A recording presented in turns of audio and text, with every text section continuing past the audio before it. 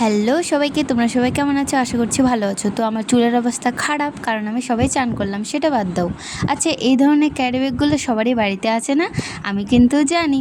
চলো আজকে এই ক্যারি ব্যাগগুলো দিয়ে কিছু একটা জিনিস বানানো যাক।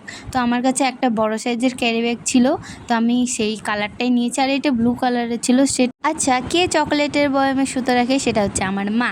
তো আমি সারা বাড়ি খুঁজছি, আমি সুতো পাচ্ছি না। তো সুতোটা আমাদের পরে লাগবে, সেটাও দেখাবো। তোমাদের প্রথমে ক্যারি ব্যাগের উপরে ধরার অংশটাকে কাট করে নিতে হবে। সেই কাট করা অংশটাকে রাউন্ড রাউন্ড করে পাকিয়ে নিতে হবে। যতটুকু তোমাদের লাগে, তোমরা ছোটো সাইজে বানালে ছোট করে নেবা। আমি একটু বড় সাইজে বানাতে চেয়েছিলাম, সেটার জন্য আমি একটু বেশি করে নিয়েছি।